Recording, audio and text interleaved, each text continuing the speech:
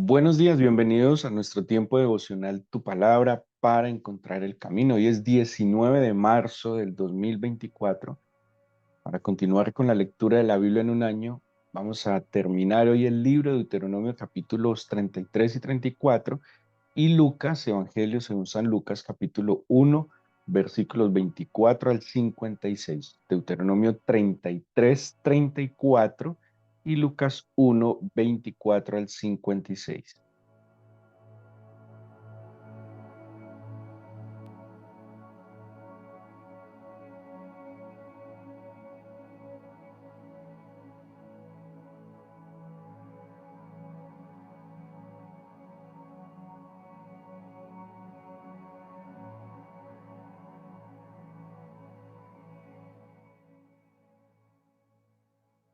El tercer evangelio que tenemos en nuestras Biblias, como la tenemos ordenada, escrito por Lucas, compañero de Pablo. Lucas no fue uno de los apóstoles. Les recuerdo que de los cuatro evangelistas que tenemos en el canon del Nuevo Testamento, dos no fueron apóstoles, que son Lucas y Marcos. Lucas y Marcos fueron compañeros de los misioneros que estuvieron acompañando a los apóstoles en su misión. De alguna manera, pues sabemos que en el Nuevo Testamento se va a mencionar no solo apóstoles, aquellos 12 que acompañaron al Señor, sino aquellos que emprendían la misión de establecer iglesias. Van a ser llamados apóstoles Pablo, Bernabé, Apolos, que acompañaban también a los apóstoles o iniciales, digámoslo así, en este camino. Lucas, el escritor, a quien se le atribuye tanto el Evangelio de San Lucas como el libro de los Hechos, se caracteriza por pues pretender y querer ordenar cronológicamente los acontecimientos y, y por eso cuando estudiamos una cronología del Nuevo Testamento, pues es una fuente que por lo menos claramente dice que estudió los acontecimientos en su orden. Pero Lucas y Marcos, ninguno de los dos fue de los apóstoles, discípulos directos del Señor, sino que fueron discípulos y compañeros de sus discípulos. Marcos, por ejemplo, es mencionado por Pedro como si, como ayudante de Pedro, como escriba de Pedro.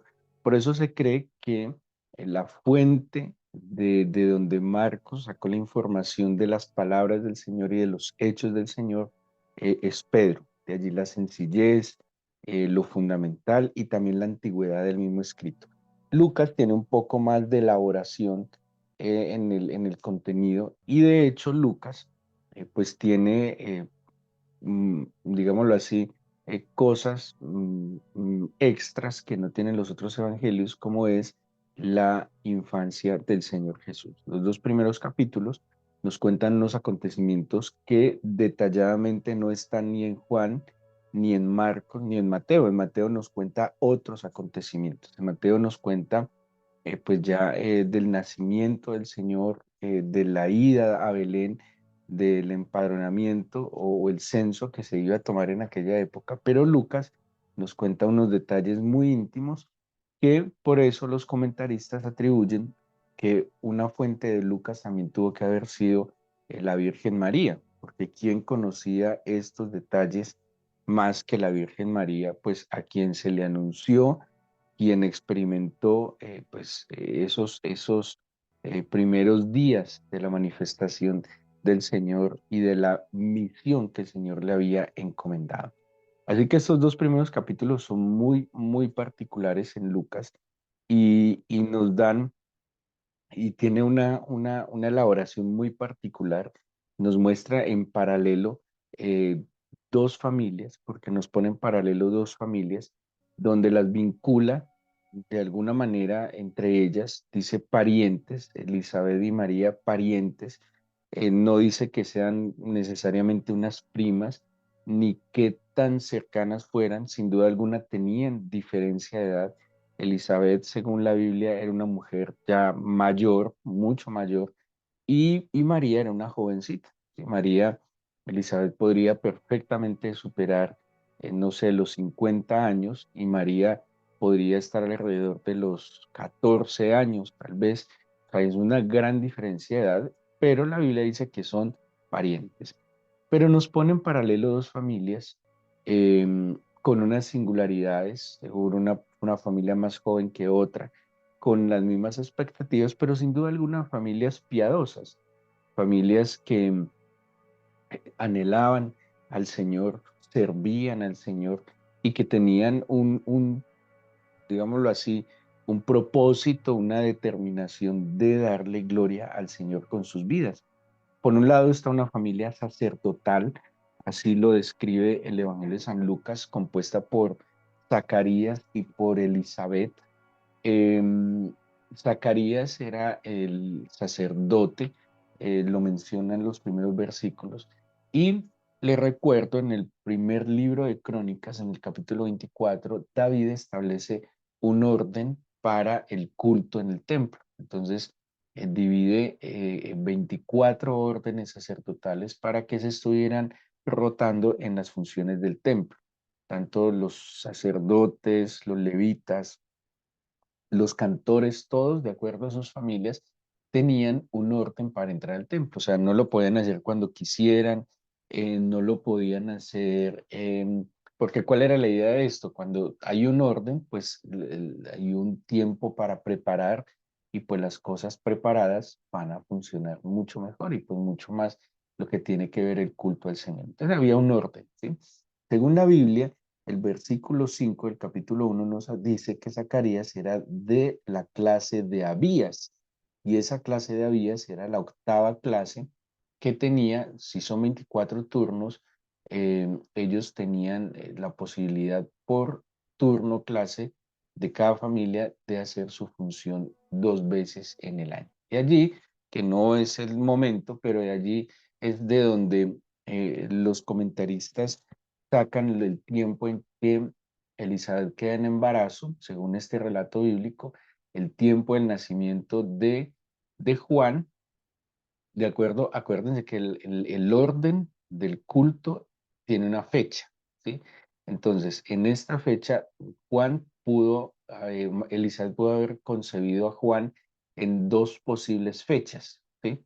No viene al caso ver todas las fechas en detalle, pero de allí es que los comentaristas deducen la fecha aproximada del nacimiento del Señor Jesús, tomando que la fecha en que Elizabeth concibe a Juan, Juan nace a los 6 meses perdón, el Señor Jesús nace a los 6 meses que nace Juan, y como por fecha podemos establecer el nacimiento de Juan, pues por ende se puede establecer el nacimiento del Señor Jesús, que según esto hay dos posibilidades por el orden sacerdotal, y es que el Señor tuvo que haber nacido entre marzo o abril o entre septiembre y octubre, ¿sí? Esa es la fecha, las dos posibles fechas o posibles fechas. O sea, no pudo haber nacido en una fecha diferente a que fuera marzo, abril o septiembre, octubre, el nacimiento del Señor Jesús. Pero volvamos a estas dos familias. Aquí hay un paralelo. Es el capítulo 1 nos muestra la manera como el Señor le anuncia a Zacarías que va a tener un hijo, y por el otro lado, cómo le anuncia a María que va a tener un hijo. Aquí hay singularidades, hay similitudes, hay algunas diferencias, pero quisiera que viéramos rápidamente cómo y qué pasa con Zacarías. Zacarías, entonces, es un sacerdote, es un siervo del Señor, tiene la oportunidad de presentarse en el santuario y de ofrecer el incienso. Recordemos que el incienso representa las oraciones, la intercesión, es el olor fragante que percibe el Señor como la intercesión. Claro, ¿cuál es la función del sacerdote? A propósito, recordemos que la Biblia dice que nosotros somos sacerdotes. Y dicen, más vosotros sois real sacerdocio. Nosotros estamos llamados a cumplir una función sacerdotal. O sea, ¿cuál es la función de un sacerdote? Orar, ¿sí? Orar, no solo en adoración, sino en clamor, en intercesión, en súplica, en ruego delante del Señor. Así que Zacarías tenía la responsabilidad de presentar las oraciones delante del Señor. Ahora, pensemos en la práctica. Cuando nosotros oramos e intercedemos, el mayor volumen de oración y de intercesión está enfocado buscando el favor en quién, pues en nosotros, en los nuestros, ¿sí? No nos digamos mentiras. Claro, hay personas que oran ya tanto, hay personas que interceden tanto, que han logrado pasar como ciertos niveles, esto lo digo yo, no el Señor, como ciertos niveles en su oración y pues tienen tiempo de orar por la paz mundial, los niños abandonados, las mujeres maltratadas, la injusticia social, los malos gobiernos, o sea, extienden su súplica más allá de sus fronteras, más allá como de sus límites, ¿sí? Claro, entre más se ora, pues más lejos va a llegar la oración, pero en sí, los que oran un poco menos, pues su oración va a estar enfocada seguramente en sí mismo, en su familia, en sus dificultades, en sus necesidades. Es lo normal, es lo natural. Tengo la oportunidad de ir al altar del Señor, pues primero buscaré favorecer al Señor, glorificarlo, pero también yo necesito su intervención en mí. O sea, no está mal, eso es como dentro de lo normal. Así que Zacarías oró por una necesidad que él tenía, oró por un anhelo que él tenía, sin duda alguna, insisto.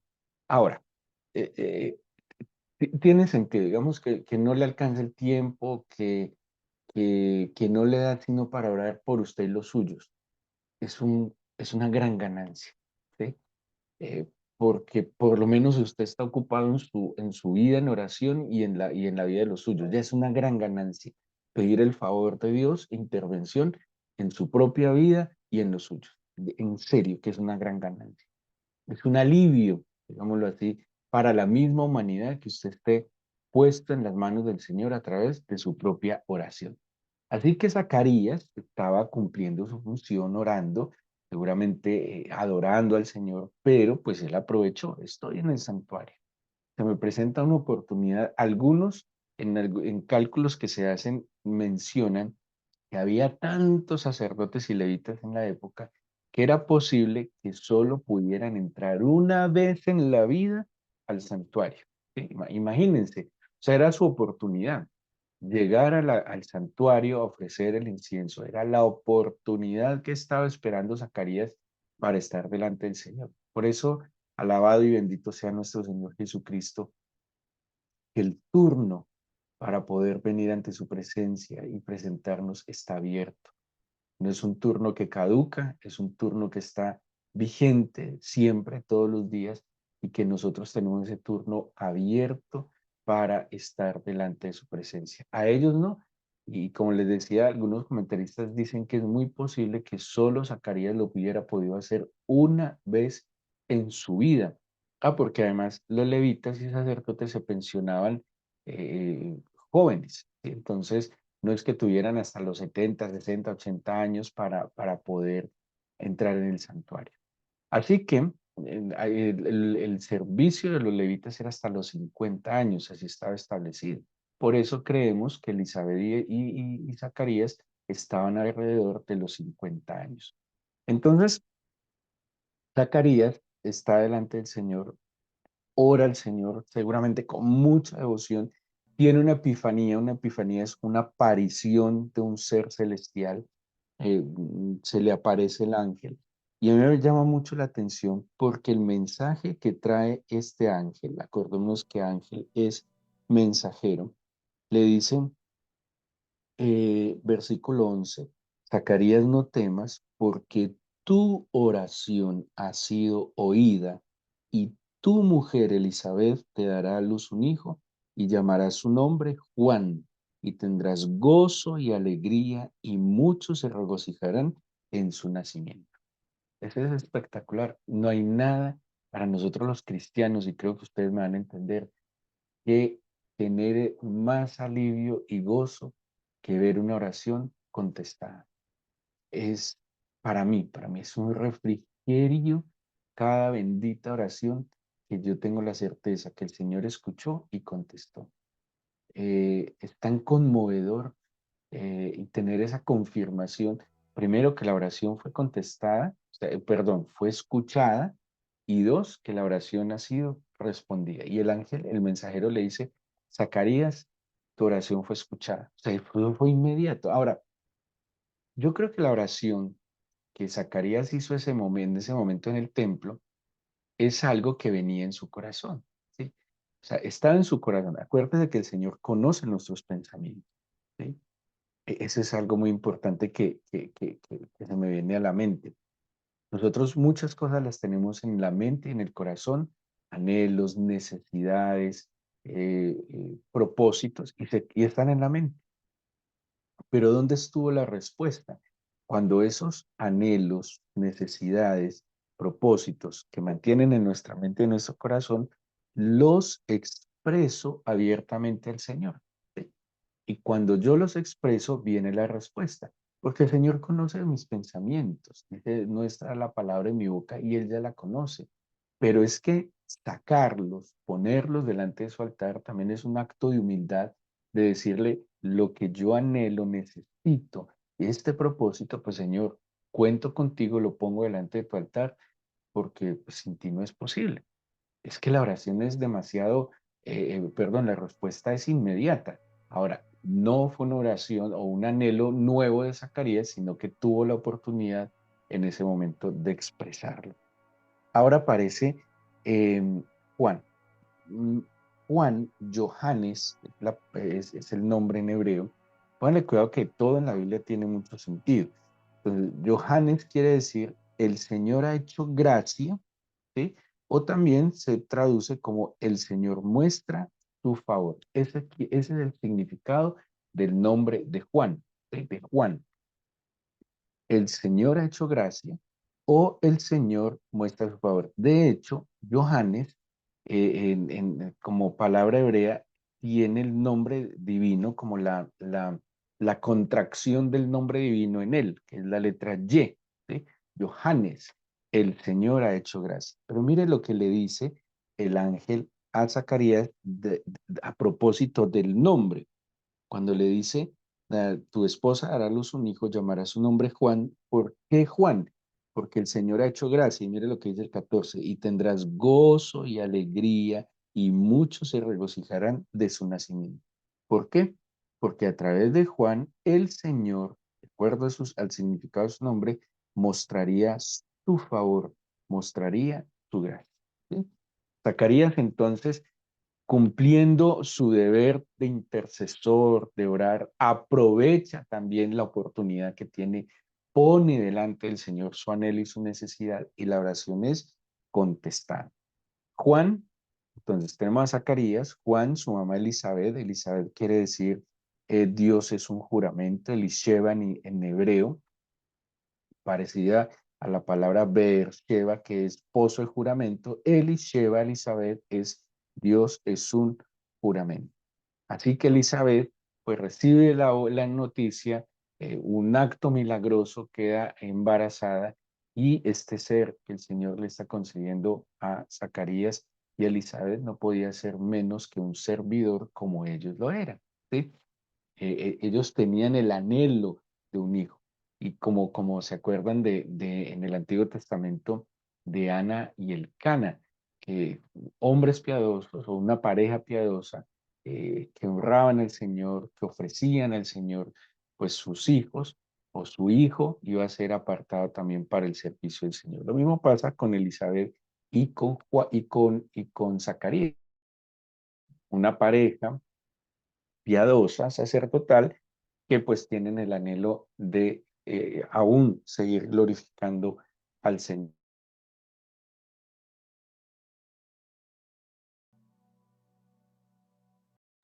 Y por otro lado aparece entonces María, ya es una jovencita. María no está en el santuario, María no está en el templo, pero María sin duda alguna tenía que estar en la misma actitud que estaría Zacarías en el templo. O sea, María no podía estar haciendo algo diferente, tal vez a orar, a meditar en el Señor para que tuviera también una epifanía que se le aparece el ángel Gabriel, ¿sí? Eh, Seguramente estaba, no sé, ya estaba comprometida, estaban en el proceso de preparar todo para consumar el matrimonio con José, pero tenía que ser una mujer piadosa, o sea, la Virgen María no era cualquier muchacha. El Señor no iba a poner en las manos de cualquiera a su hijo, al unigénito, al Salvador, a la esperanza de este mundo. Así que se le aparece, tiene encuentro con ella, María, a pesar de su edad, más inocente, seguramente, que el propio Zacarías, porque Zacarías dice que incluso fue un poquito incrédulo y por eso quedó mudo. No, María sin mente, María poniendo en juego su propia vida, tu felicidad, porque ella está poniendo en juego su felicidad, está poniendo en juego su bienestar y la vida misma, porque ella podría ser acusada de adulterio al aparecer embarazada, ¿sí? Y ya sabemos en la ley mosaica qué pasaba con el adúltero, moría lapidado. O sea que María está poniendo en juego su propia vida, su felicidad, su proyecto de vida, porque es que el proyecto de vida de una mujer en aquel entonces era casarse y tener hijos. Eso era lo que le daba sentido a su existencia. Y sin duda alguna, José tenía que ser un hombre extraordinario, un hombre maravilloso, que la misma Biblia nos muestra lo especial que era José. Pero María estaba tan convencida, tan llena del Señor, eh, eh, su corazón estaba tan rendido delante del Señor que ella simplemente dijo, hágase conmigo conforme a tu palabra, que se cumpla en mí tu palabra, poniendo en juego todo, pero con la convicción de que si ella estaba haciendo lo que el Señor le pedía, pues iba a estar siempre en el lugar que debía estar. Así que tenemos dos familias que nos muestran el ejemplo de piedad, de obediencia, de oración, de intercesión, de anhelar delante del Señor y poner delante del Señor el anhelo, pero también el estar dispuesto a obedecer y hacer su voluntad. Estos dos hombres, Juan y el Señor Jesús, van a cumplir una misión, pues nada más y nada menos que traería la salvación al mundo. Juan, como aquel Elías que volvería, como aquel que cumpliría las profecías de allanar el camino, de enderezar las sendas, de preparar el camino al Señor. Juan, cuya vida austera, porque tuvo una vida austera, dedicada exclusivamente al Señor, eh, pues se convertiría en esa luz en medio de las tinieblas, porque Juan se convierte en esa antorcha encendida, literalmente, así lo dice el Evangelio de Juan, que él era una antorcha encendida y Juan va a ser entonces aquel que prepara el camino al Salvador. En dos familias, por eso es muy singular cómo Lucas nos coloca este paralelo, cómo nos coloca estas dos familias piadosas, estas dos familias que le sirven al Señor y que de familias piadosas, pues obviamente está la esperanza que salgan hombres y mujeres que le hagan bien a la humanidad, pero que ante todo glorifiquen el nombre del Señor. Hombres y mujeres que con su ejemplo, con su amor al Señor y su obediencia pueden marcar el camino de su descendencia, pueden marcar el camino de sus hijos para que cumplan cabalmente ese plan en sus vidas, que el Señor cumpla ese plan en sus vidas. Así que tenemos eso lo que nos cuenta el inicio del Evangelio de San Juan en el capítulo 1, en lo que tiene que ver con la Anunciación. Ya el capítulo 2 entra, bueno, al final del capítulo 1, el nacimiento de Juan, la vida de Juan como era, como les dije, una vida austera, apartada, una vida, Juan, Juan tenía como simplemente claridad, esta es mi misión, no puedo perder el tiempo, tengo que preparar el camino del Señor, ¿sí? Y luego va a aparecer en escena el mismo Señor Jesucristo, de alguna manera siguiendo los pasos de Juan, pero yendo más allá en el ministerio de Juan. Tanto así que los discípulos de Juan terminaron siendo los discípulos del Señor Jesús. La misión y el trabajo que Juan hizo fue extraordinario. Y seguramente esto se convirtió en una bendición un motivo de mucha felicidad para Zacarías, para Elizabeth, en el caso de María y José también de mucho gozo saber que de sus entrañas, que a través de sus vidas, el Señor había traído hombres para hacerle bien a la humanidad. Así como seguramente muchos padres sienten dolor cuando sus hijos le hacen daño a la humanidad, pues estos padres tenían que sentirse muy felices, muy satisfechos, muy tranquilos de haber sido parte en las manos del Señor para este propósito de poder brindarle a la sociedad mejores hombres que transformaran sus entornos. Oremos, démosle gracias al Señor y sigamos este ejemplo que nos enseña hoy la Escritura. Tenemos dos familias, Señor, em, con algunas diferencias de edad, de profesiones, de momentos, seguramente. Zacarías y Elizabeth, un matrimonio consumado de años, Señor, con un anhelo, el anhelo de un hijo, como era el anhelo de todas las familias. La Virgen María y San José, un matrimonio joven que apenas estaba iniciando su proyecto de vida. Ambos, Señor, desde sus necesidades, dificultades y anhelos, tuvieron una actitud común y era que tú, Señor, hicieras con ellos conforme a tu palabra y a tu voluntad. Señor, yo quisiera que mi familia, que nuestras familias fuesen de este modo, piadosos, temerosos, convencidos de ti, Señor, y, y que podamos entender y discernir el papel que como familia debemos cumplir en este tiempo y en esta sociedad. Yo quiero presentarte a mi familia, ore por su familia en este día, ore por sus hijos, como Zacarías entendió, tenía la oportunidad de ofrecer el incienso, tenía la oportunidad de orar al Señor por su anhelo, su necesidad y su dificultad, su propósito. Pídele al Señor, órele al Señor, preséntele su vida, la de su esposo o esposa, hijos, hermanos, padres. Dígale al Señor que le conceda a usted ser esa luz en medio de las tinieblas y que le permita ayudar en la obra que el Señor tiene para cada uno de ellos. Dígale, déjame ser un instrumento de tu amor, de tu paz, de tu esperanza. Déjame alcanzar ese buen testimonio, Señor, al obedecerte y que mis palabras, Señor, respaldadas con mis hechos, puedan ayudar a orientar a aquellos que yo amo. Te pido, por favor, que apartes del mal camino a mis familiares, a mis hijos, Señor, que tú les estorbes, que en el mal camino, pero que tú les orientes al buen camino, Señor. Ayúdales a encontrar cada día su propósito en ti, amado mío, y que sea la luz de tu Espíritu, Señor, guiándoles, guardándoles y protegiéndoles siempre. Yo te alabo por este nuevo día que nos concedes. Yo te alabo por estar con nosotros y escuchar, Padre Eterno, esta oración en el nombre de Jesús. Amén.